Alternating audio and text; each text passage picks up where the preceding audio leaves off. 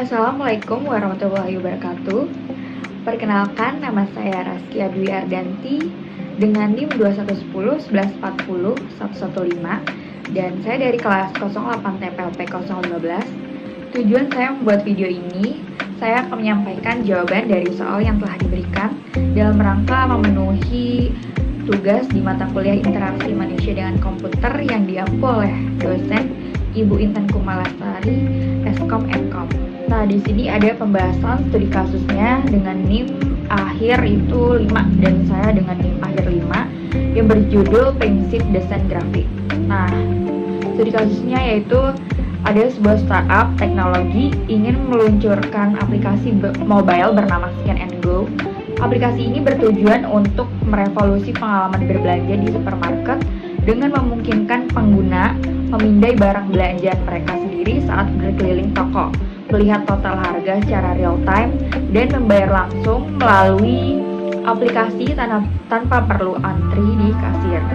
Nah, tim pengembang telah menghabiskan banyak waktu untuk memastikan fungsionalitas inti berjalan sempurna. Namun, tim desain UI UX baru saja bergabung dan diminta untuk menganalisis potensi penerimaan pengguna terhadap aplikasi ini berdasarkan kriteria desain antarmuka. Nah, pertanyaannya yaitu sebagai seorang desainer UI UX, analisislah bagaimana penerapan atau pengabaian kriteria-kriteria desain berikut dapat memengaruhi penerimaan pengguna terhadap aplikasi Scan and Go. Pertanyaan dari studi kasus pembahasan tadi, pertanyaan pertama yaitu jika informasi produk, nama, harga, diskon pada Scan and Go disajikan dengan ukuran font yang kecil, warna kontras rendah, atau tanpa penekanan visual yang jelas, apa dampaknya terhadap pengguna? Nah, saya akan menjawab pertanyaan soal pertama, yaitu apa dampaknya bagi pengguna. Yang pertama ada ukuran font yang kecil. Nah, dampaknya apa sih gitu kan? Dampak itu bakal sulit untuk dibaca, terutama oleh pengguna yang penglihatannya terbatas atau lansia. Jadi untuk pengguna penglihatan terbatas tuh contohnya kayak dia udah minus, kan makin effort untuk ngelihat gitu kan, harus pakai kacamata ditambah fontnya kecil, nah itu kan bakal sulit banget. Dan untuk lansia sendiri tuh kan udah menurun ya penglihatannya, jadi untuk font kecil itu sangat-sangat mengganggu. Kalau bisa nggak gede-gede banget juga, dan yang paling cukup tuh ya font yang sedang untuk bisa melihat gitu. Lalu ada konsekuensi dari ukuran font kecil sendiri, yaitu yang pertama pengguna bisa merasa frustasi. Contohnya apa sih? Jadi itu contohnya pengguna itu frustasi karena dia kesulitan untuk memahami dari si aplikasi karena ukuran font yang kecil gitu. Terus selalu ada kehilangan kepercayaan terhadap aplikasi. Nah, jadi si pengguna nih kayak meragukan si kualitas dari aplikasi ini karena fontnya terlalu kecil, jadi kayak nggak percaya gitu. Jadi kayak ribet sendiri, jadi nggak jadi meragukan kualitasnya gitu. Lalu ada akhirnya berhenti menggunakannya. Jadi si pengguna karena dinilai ini aplikasi ribet, terus aplikasi ini meragukan kualitas aplikasi ini gitu loh si pengguna. Jadi pengguna ini akhirnya berhenti menggunakan si aplikasi ini dan beralih ke aplikasi lainnya. Lalu ada contoh nyata dari ukuran font kecil sendiri. Jadi contohnya itu saya ingin memastikan harga atau diskon pada aplikasi itu dan saya harus memperbesar layar berkali-kali dan itu membuat pengalaman jadi negatif. Nah, pengalaman jadi negatif ini tuh maksudnya saya kecewa gitu. Kenapa kayak cuman ngelihat atau memastikan harga atau produk itu harus di zoom berkali-kali gitu kan, padahal kayak cuma ngeliat gitu kan, dan itu kan gampang gitu, cuma ngeliat, kenapa harus di zoom gitu kan. Jadi kayak saya sendiri pengguna aplikasi itu tuh jadi ngerasa capek gitu, kenapa sih harus di zoom gitu kan, padahal kayak cuma tinggal ngeliat gitu. Lalu yang kedua ada warna kontras rendah. Nah, apa sih dampaknya gitu kan? Dampaknya itu teks sulit dibedakan dari latar belakang, terutama di bawah pencahayaan toko yang mungkin tidak ideal.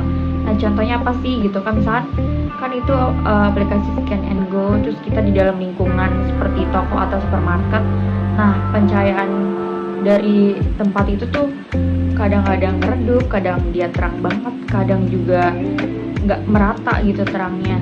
Nah, dalam situasi itu teks dengan warna kontras yang rendah itu bakal menyulitkan atau kayak semakin sulit dibaca gitu kan, karena mata kita nih, mata pengguna harus effort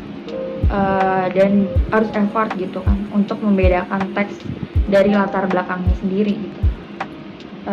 Terus juga ini sangat menyulitkan pengguna, terutama pengguna yang memiliki penglihatan terbatas atau lansia seperti tadi. Lalu ada konsekuensinya itu pengguna bisa melewatkan informasi penting seperti harga promosi atau deskripsi barang, dan ini merusak efisiensi dan kepuasan. Contohnya saya ingin membeli sabun yang sedang promo gitu kan, di halaman produksi aplikasi promo ditulis dengan huruf kecil dan warna pucat di atas latar terang. Karena nggak kebaca, jadinya saya nggak sadar kalau itu diskon 50%. Lalu saya beli produk lain yang dengan harga penuh gitu, nggak diskon. Jadi setelah tahu itu ternyata diskon karena ukuran font kecil itu saya nggak tahu, jadi saya merasa rugi dan kecewa aja gitu. Kenapa dengan ada diskon itu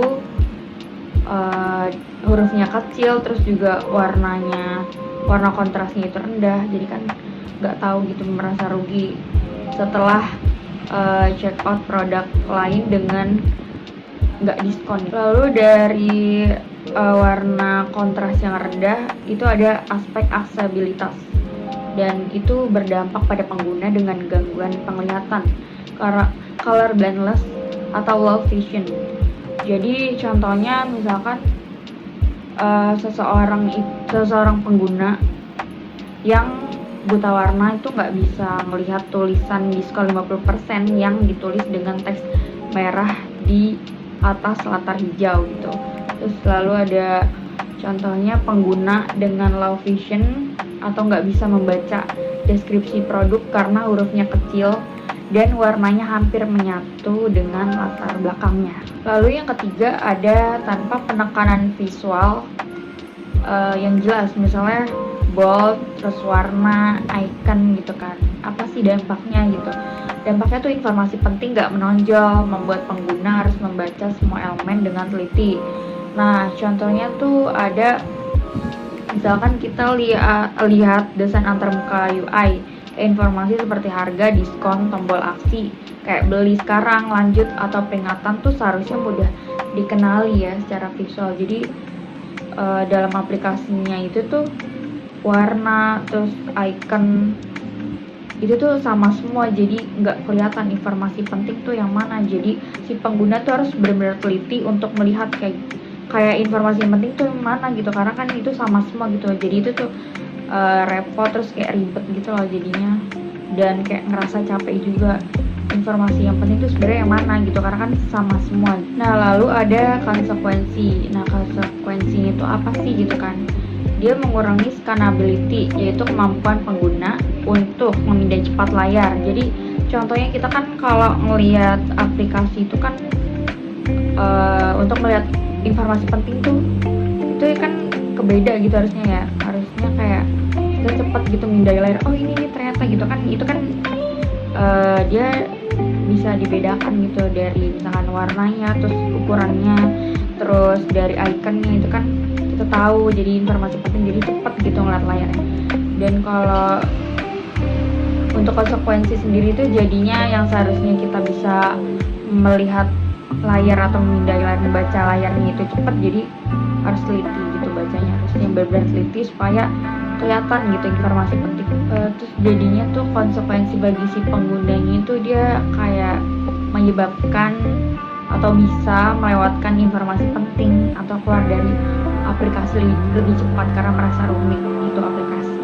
Lalu ada efek psikologis. Nah, contohnya apa sih gitu kan? Aplikasinya tuh nggak, si pengguna ini merasa aplikasi ini tuh nggak intuitif gitu loh. Jadi si pengguna ini nggak langsung paham apa sih maksud aplikasi ini. Terus dia juga nebak-nebak. Terus pengguna ini bingung gitu kan, karena informasinya tuh nggak jelas dalam aplikasi itu gitu kan.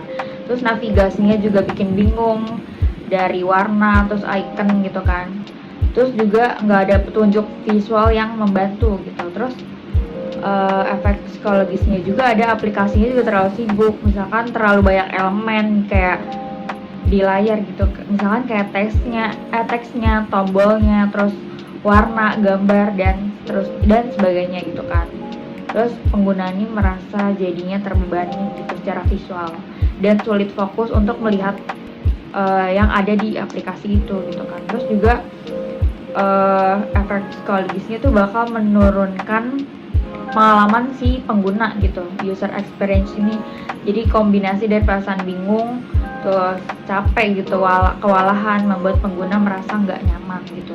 Terus itu berdampak langsung pada kepuasan dan loyalitas si pengguna ini terhadap si aplikasi gitu, dan pastinya akan mikir untuk berhenti menggunakan si aplikasi tersebut gitu. Nah, di sini ada pertanyaan kedua, yaitu bagaimana kemampuan personalisasi, misalnya daftar belanja favorit, riwayat pembelian, atau rekomendasi produk dapat meningkatkan loyalitas dan kepuasan pengguna terhadap aplikasi ini. Di sini saya akan menjawab pertanyaan dari soal nomor 2. Yang pertama ada daftar belanja favorit.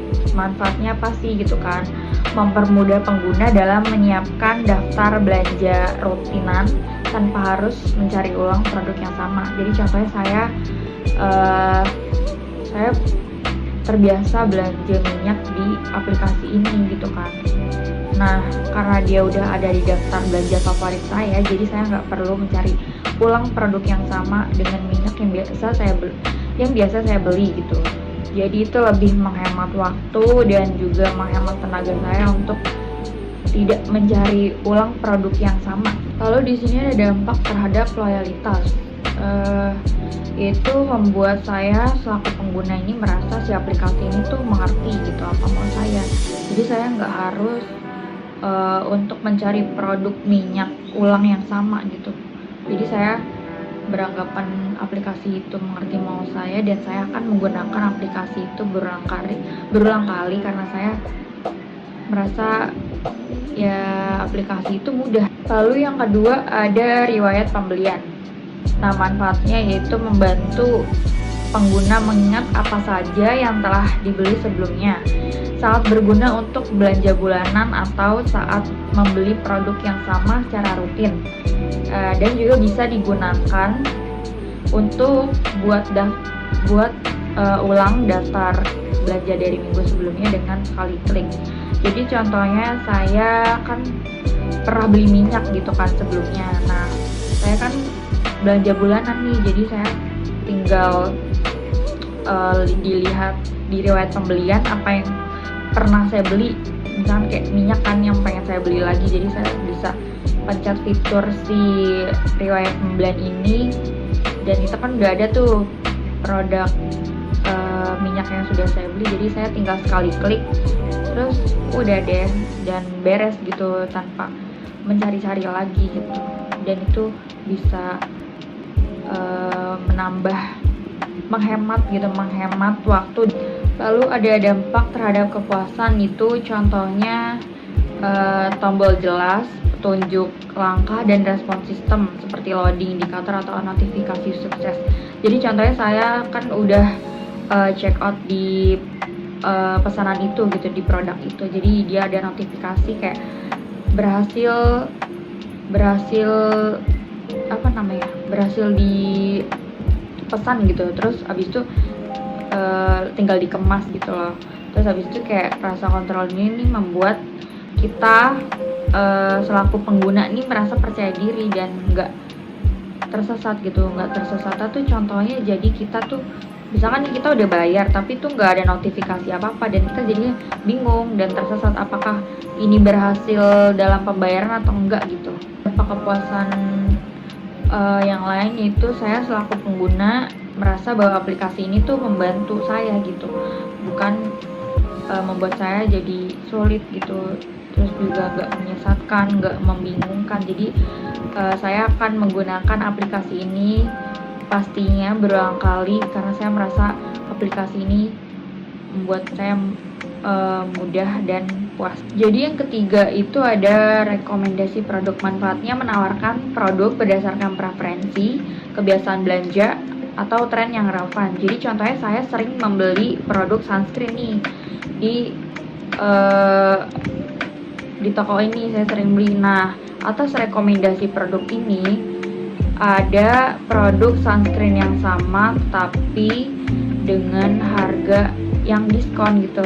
Jadi sehingga saya pastinya akan beralih ke yang diskon gitu. Itu atas rekomendasi dari produk itu. Lalu ada dampak terhadap loyalitas, yaitu saya merasa bahwa si aplikasi ini tuh pintar dan memberikan nilai tambah untuk si aplikasi ini. Jadi rekomendasinya tuh tepat dan bisa mendorong impulse buying tapi tetap relevan. Jadi nggak yang kita beli tapi asal-asalan gitu karena melihat rekomendasi produk yang harganya lebih murah gitu. Jadi itu juga meningkatkan kepuasan dan engagement terhadap si aplikasi tersebut. Lalu ada pertanyaan dari soal nomor 3, yaitu sebagai seorang calon sarjana yang akan menjadi bagian dari inovator di masa depan, analisis dan jelaskan secara singkat bagaimana pergeseran paradigma interaksi telah terjadi dari era Command Line Interface atau CLI menuju Graphical User Interface atau GUI, lalu ke Natural User Interface atau NUI, dan seterusnya. Nah, menurut Anda, faktor-faktor kunci apa saja yang mendorong percepatan evolusi ini? Misalnya, kemajuan perangkat keras, kebutuhan pengguna, atau inovasi software. Selanjutnya saya akan menjawab pertanyaan dari soal nomor 3, yaitu pergeseran paradigma interaksi. Yang pertama ada era CLI atau Command Line Interface, di mana interaksi berbasis teks pengguna ini harus mengetik perintah secara spesifik. Dan CLI ini cocok untuk pengguna teknis tapi tidak ramah untuk orang awam. Tidak ramah untuk orang awam maksudnya untuk pemula tuh dia masih masih asing gitu loh. Jadi itu hanya cocoknya untuk orang yang sudah ahli, sudah pro gitu. Contohnya dari CLI sendiri yaitu MS-DOS, terus ada terminal di Linux. Lalu yang kedua itu ada era GUI atau Graphical User Interface. Era GUI ini diperkenalkan dengan mouse, icon, tombol, dan menu visual. Dan GUI ini lebih intuitif dan mudah digunakan oleh masyarakat luas. Nah, contohnya apa sih gitu kan? Contohnya tuh contoh kayak Windows yang sering kita pakai ya kan, terus Mac OS dan aplikasi berbasis antarmuka. Lalu ada contoh aplikasi berbasis antarmuka yang kita gunakan sehari-hari, yaitu contohnya tuh ada Microsoft Word, Excel, PowerPoint, dan pengguna ini berinteraksi dengan icon, toolbar, dan menu. Lalu ada web browser. Yang pribadi saya pakai tuh Chrome, terus ada Firefox. Dia menggunakan tombolnya tuh back, address bar, dan tab.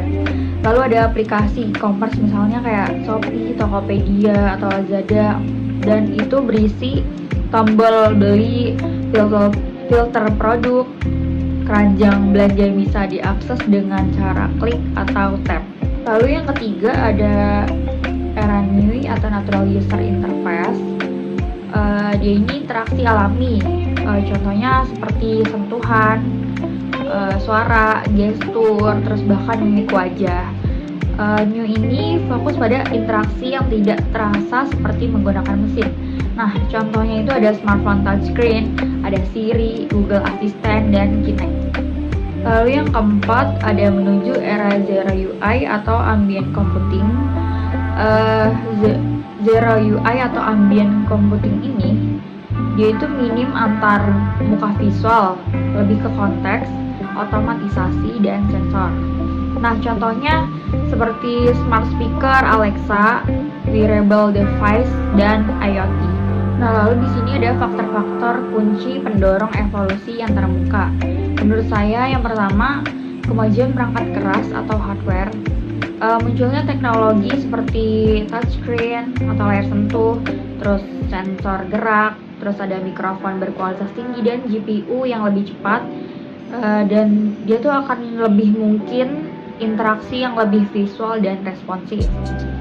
Lalu yang kedua ada kebutuhan dan harapan pengguna. Nah, pengguna sekarang kan menuntut interaksi yang cepat, intuitif, dan minim hambatan teknis. Jadi meskipun pengguna ataupun masyarakat kita nih makin akrab sama teknologi, jadi mereka tetap ingin pengalaman yang lebih praktis, lebih mudah gitu, lebih efisien, tanpa perlu harus belajar perintahnya tuh secara rumit gitu loh, tanpa perlu perintah yang secara rumit gitu. User-centric design itu mendorong antarmuka menjadi lebih natural dan mudah diakses oleh berbagai kalangan. Jadi dia bisa diakses dari kalangan anak-anak sampai kalangan lansia. Lalu yang ketiga ada inovasi perangkat lunak atau software. Nah, perkembangan artificial intelligence atau AI, machine learning, ML, serta UI toolkit yang canggih sekarang bisa memungkinkan antarmuka menjadi lebih adaptif dan cerdas. Dan aplikasi dapat atau bisa mengenali perintah suara, ekspresi wajah kita, bahkan emosi kita tuh sebagai pengguna si aplikasi tuh tahu gitu, mengenali yang sebelumnya nggak mungkin bisa gitu untuk mengenali atau nggak mungkin dilakukan di era antarmuka tekstual. Lalu yang keempat ada mobilitas dan ubiquity, ketersebaran teknologi. Jadi perpindahan dari komputer ke desktop ke perangkat mobile, wearable seperti smartwatch dan embedded system itu mengubah pola interaksi antara pengguna. Terus juga akses terhadap aplikasi tuh bisa kapan aja, di mana aja. Terus memerlukan antarmuka juga kontekstual, jaringan, cepat, terus mudah. Terus evolusi ini juga bisa mendorong lahirnya natural user interface atau NUI yang lebih responsif terhadap lingkungan dan perilaku para pengguna. Sekian dari saya, terima kasih. Hanya itu yang bisa saya sampaikan. Saya mohon maaf jika ada salah kata atau penyampaian saya yang kurang tepat. Wassalamualaikum warahmatullahi wabarakatuh.